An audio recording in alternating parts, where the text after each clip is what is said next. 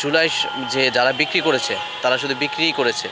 যারা প্রকৃত শহীদ হয়েছে, প্রকৃত যোদ্ধা, তাদেরকে কোথাও রাখে নাই। তাদেরকে বিক্রি করে তারা এখন বিলাসী জীবনযাপন করছে। আন্দোলন আমাদেরকে পুলিশ হত্যা মামলা এখনও ঝুলে রয়েছে। এই মামলা শেষ হবে কিনা জানি না। এদেশে যদি কোনো দিন এই স্বৈরাচার যদি কোনো দিন ব্যাক করে, তাহলে আমাদের মনে হয় ফাঁসি ছাড়া কোনো উপায় থাকবে না। আমাদের এরকম একটা পরিস্থিতি। আন্দোলন যখন চলে তখন আমার ধুনিয়া বিশ্ববিদ্যালয় কলেজে দুজন ছাত্র নিহত হয় এই আন্দোলনে, জুলাই আন্দোলনে। শেখ রোহান, শেখ সাকিব, দুইজন রাখতে হয়। এর পরবর্তী সময় তো আমাদের ফ্যামিলির উপরে কী পরিমাণ টর্চার গেছে এটা তো ভাষা প্রকাশ করার মতো না। আমার ছোটো ভাইকে ডিবি পুলিশ নিয়ে গুম করে ফেলছে। তারপর হচ্ছে কি ওর পায়ের গোড়ালি ভেঙে ফেলছে, 6 দিন গুম রাখছে। এটা এটা আসলে ভাষা প্রকাশ করার মতো না। আমার ফ্যামিলি একেবারে, আমরা দুইটা ভাই, কেউই নেই। আমার মা, আমার ছোটো বোনটা পাগল হয়ে গেছে। একবার ডিপি অফিসে, একবার জেলখানায়, একবার কোর্টের বারান্দায়। মানে কোনো হদিশ নেই, আমাদের হুদিস ছিল না। আমার পাইতে খুঁজে পাচ্ছে না, এরকম একটা পরিস্থিতির মধ্যে গেছে আমাদের দিনগুলা। আমার কলেজ থেকে যে দুজন নিহত হয়েছে, দুজনে যে পরিমাণ অর্থ সহায়তা পাওয়া দরকার, ভাই সন্তান হারিয়ে গেছে। সন্তানের থেকে তার বড় কিছু হয় না, টাকা দিয়ে তার সব কেনা যায় না, কিনতে পারবেও না সন্তান। জুলাই যে যারা বিক্রি করেছে তারা শুধু বিক্রিই করেছে। যারা প্রকৃত শহীদ হয়েছে, প্রকৃত যোদ্ধা, তাদেরকে কোথাও রাখে নাই। তাদেরকে বিক্রি করে তারা এখন বিলাসী জীবনযাপন করছে। এই জুলাই একদিনে তৈরি হয় নাই, কিন্তু জুলাই ক্ষোভে ক্ষোভে যখন জুলাই তৈরি হয়েছে, 1400 ছাত্রছাত্রীর জীবনের বিনিময়, এত আহত, এত নিহতের বিনিময় যখন এটা আমরা দেখি, এই জুলাই বিক্রি করে কেউ বিলাসী জীবনযাপন করছে, তখন খুবই খারাপ লাগে, খুবই খারাপ লাগে। আমরা ঘৃণা জানাই যারা এই জুলাই বিক্রি করে খাচ্ছে। আমরা ছাত্রদল করেছি, ছাত্রদল কোনো ক্রেডিট নিতে যায় নাই। এই জুলাই আন্দোলন একক কোনো কারো কর্তৃত্ব নয়। ছাত্র থেকে শ্রমিক, কৃষক থেকে ড্রাইভার, এমনকি পথ শিশু যারা ছিল, শনি একটা যাত্রাবাড়ি, তাদের অবদান কম নয়। বাড়িওয়ালা থেকে সবার অবদান আছে, কেউ একা এই আন্দোলন সফল করেনি। যখন আমরা 16 তারিখে আন্দোলন শুরু করি, তখন আমার ফোনটা আমার সাথেই ছিল। তো একটা পর্যায়ে এরকম হয়েছে, ফোনগুলো ট্যাগ হয়ে যেত, ডিবি খুঁজতো। তখন আমরা ফোনটা আমার বাটন ফোন নিয়ে বের হয়েছি। আমার ফোনটা হচ্ছে বাসা রেখে গেছে। তো আমার ছোটো ভাই, ছোটো মানুষ, ও তো আর রাজনীতির সাথে জড়িত না, বোঝো নাই, ও আমার ফোনটা নিয়ে বাসা থেকে বের হয়ে গেছে। ডিবি পুলিশ আমাকে মনে করে আমার ছোটো ভাইকে ফোন ট্যাগ করে মোহাম্মদপুর হাজারীবাগ থেকে অফিস থেকে ধরে নিয়ে আসে 35 জন ডিবিজে, এবং ধরে নেওয়ার পরে তার কোনো সন্ধানই পাওয়া যায় না 6 দিন পর্যন্ত। 6 দিন পর আমরা টিভি চ্যানেলে দেখলাম যে তারে ডিবি পুলিশ নেওয়া হয়েছে।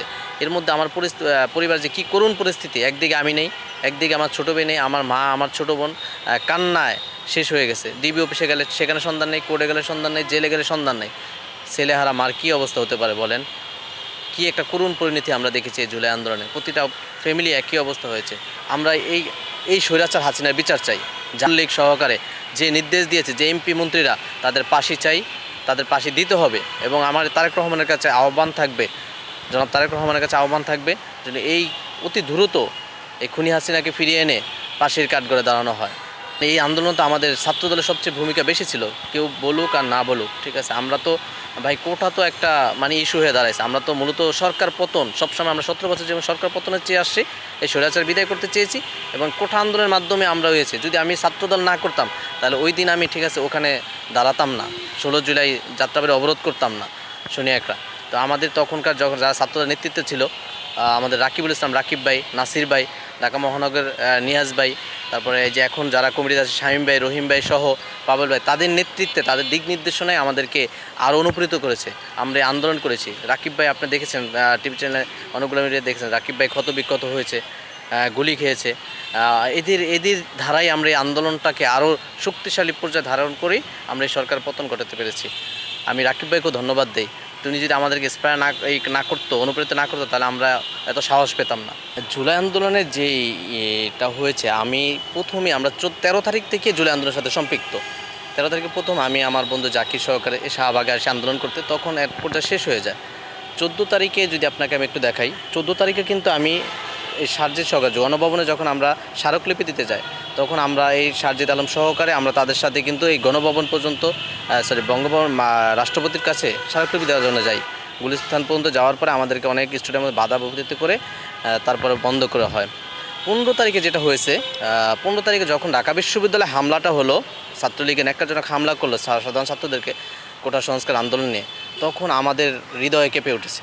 তখন আমাদের জায়গা থেকে আমরা তখন প্রতিবাদী হয়ে গেছি। 15 তারিখে রাতে আমি আমার বন্ধু জাকির সহকারে ছোটো ভাই তানজির, এই যে রিয়াদ, এদেরকে সহকারে একটা মিটিং করাই যে কিভাবে কালকে আন্দোলনটা করা যায়। রাতে মিটিং করে আমরা 16 তারিখে 11টা 19-এ ধনিয়া কলেজে থেকে প্রথমে আন্দোলনটা শুরু করি। আমাদের সাথে ডিএমএসসি, অন্য যত কলেজ আশেপাশে স্কুল কলেজ আছে এগুলা যুক্ত হয়। এই যে আন্দোলনটা আমরা এইখানেই শুরু করি। 16 তারিখে 11টা 19-এই আন্দোলনটা আমাদের মূল শুরুটা হয় এখানে। শুরুটা হয় আমরা আমাদের মতো করে 10-15-20 জনের মতো শুরু করি। এরপরে গণজাগরণ সৃষ্টি হয়ে যায়। এলাকার লোকজন, আমাদের দলীয় যারা আছে, ছাত্রদল, মূল দল এবং অন্য সংগঠনে যারা আছে, ছাত্র সংগঠন, তারা সবাই চলে আসে। এক এক করে আমাদের ধনিয়া কলেজ থেকে অনেক যত স্টুডেন্ট আছে সবাই নেমে পড়ে। আশেপাশে বর্ণমালা বলেন, ডিএমআরসি বলেন, ওই যে লতিফ ভাইয়া বলেন, ড্যামরা বলেন, তারপর আমাদের ছাত্রদলের নেতৃবৃন্দ যারা আছে সবাই চলে আসে। আন্দোলন এরকম একটা রূপ ধারণ করে যে মানে একদম মহা একটা বিপ্লব হয়ে গেছে। পরবর্তীতে যেটা হয়, আমাদের এই আন্দোলনটা বন্ধ করার জন্য যাত্রাবাড়ি থানা থেকে পুলিশ ফোর্স অনেকভাবে চেষ্টা করে এবং কি আমাদের কলেজে শিক্ষকদেরকে চাপ দেওয়া হয় যে হয়তো আন্দোলনটা বন্ধ করে ধনিয়া কলেজের শিক্ষকরা এক পর্যায়ে আমাদের এখানে আসে। তারা আমাদেরকে না বলে আন্দোলনটা করার জন্য, আইডেন্টি কার্ড সরাতে বলে, আইডি কার্ড। একটা পর্যায়ে এরকম হয়েছে আমরা আন্দোলনটা বন্ধই করতে হচ্ছে। তখন আমার ছোটো ভাই যারা আছে, ভাই আন্দোলনটা বন্ধ করতে হবে, নাহলে আমাদেরকে পুলিশ আক্রমণ করবে।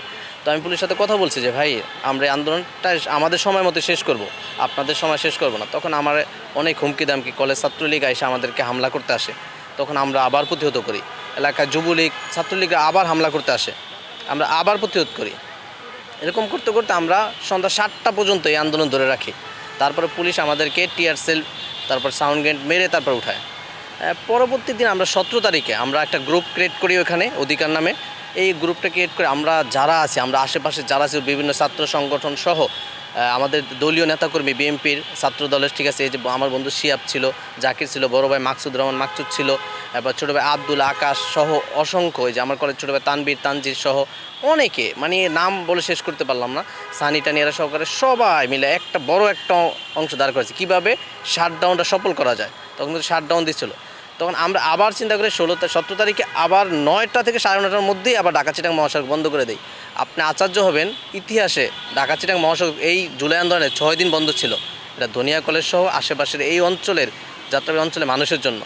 আর তখনই ঢাকা বিশ্ববিদ্যালয়ের ক্যাডার, এই শামীম হোসেনের ক্যাডার আসার কথা ছিল প্রতিহত করার জন্য। তখন আমরা যখন শনি একটা বন্ধ করে দিই, তখন শামীম হোসেনের ক্যাডাররা কিন্তু আর ঢাকায় ঢুকতে পারে না। তখন কিন্তু আর আন্দোলনের রূপই ঘুরে যায়। যেখানে ঢাকা-চিটাগাং মহাসড়ক বন্ধ হয়ে গেছে, আন্দোলনের রূপই ঘুরে যায়। একে একে আমাদের সাথে সবাই যুক্ত হতে থাকে। আমাদের ড্যামরার মাসুদ রানা ছিল, সাগর ভাই ছিল, যাত্রাবাড়ি ছাত্রদল ছিল, মানে আমাদের যারা ছিল, বিশেষ করে বিএনপির লোকজন সহ অন্যান্য সংগঠন, আমরা তো ছাত্রদের ব্যানার আন্দোলন করছি, ওইভাবেই আমরা এটা চালিয়ে যাই। 17 তারিখে আমরা মোটামুটি 3টা পর্যন্ত, 3টার মধ্যে আমাকে ফোর্স করা হয়েছে যে আন্দোলন বন্ধ করার জন্য। আমি বলছি কালকে 16 তারিখে যেই টাইমে আন্দোলন বন্ধ হয়েছে সেম ওই টাইমে বন্ধ করব। তো যাত্রাবাড়ি থানার ওসি আমাকে অনেক থ্রেট করে। এবং আপনাকে যদি একটু দেখায়, আমার এই যে এখানে আছে ছাত্রলীগ থেকে, আমার কলেজ ছাত্রলীগ থেকে আমাকে হুমকি দেওয়া হয়েছে, যদি আন্দোলন বন্ধ না করি তাহলে আমাকে দেখে নেওয়া হবে। সরাসরি হুমকি দেওয়া হয়েছে, ফোনে অনেকভাবে হুমকি দেওয়া হয়েছে। আমাদের সিনিয়র নেতৃত্বের মধ্যে আনামা সাইফুল ইসলাম ভাই আমাদের সাথে যোগাযোগ করছে, যুব দলের সেক্রেটারি নুর ইসলাম নয়ন আমাদের সাথে যোগাযোগ করছে, আমাদেরকে আন্দোলন করতে উৎসাহ দেওয়া হয়েছে, নবীউল্লাহ নবী ভাই যোগাযোগ করছে।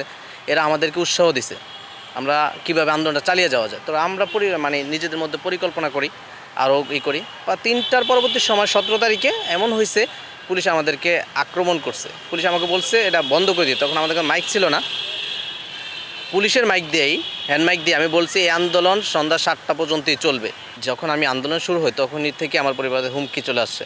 এবং যখন 16 তারিখ, 17, 18, 19 তারিখ, 20 তারিখ, 21 তারিখ পর্যন্ত আন্দোলন টানা ছিল, যখন একদম ভয়াবহ অবস্থা, পুলিশ হেলিকপ্টার দিয়ে গুলি করে, তখন আমার স্মার্টফোনটা আমি বাসায় রেখে যেতে হতো।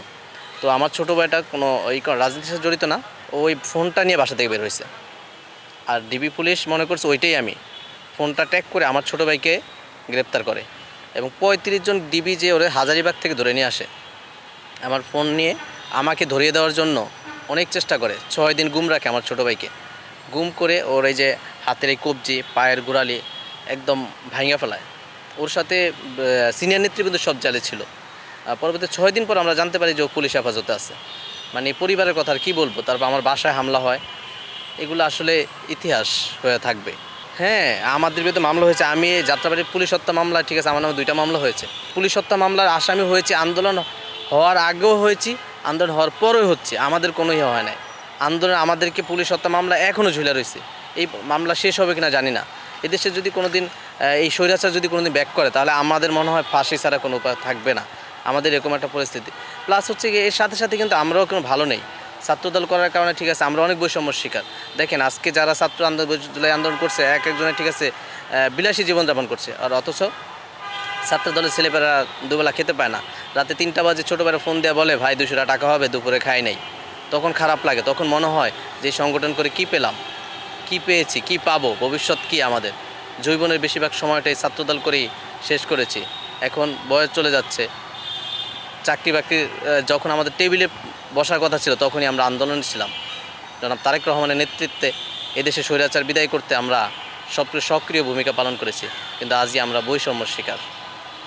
আসলে এই বৈষম্য থেকে আমরা মুক্তি পাবো কিনা জানি না। জনাব তারেক রহমান যদি আপনার মাধ্যমে দেখতে পারে তাহলে বলবো আমাদের ছাত্রদলের জন্য তার যদি কিছু করার থাকে তিনি যেন আমাদের জন্য কিছু করে, আমাদের জন্য তাকায়।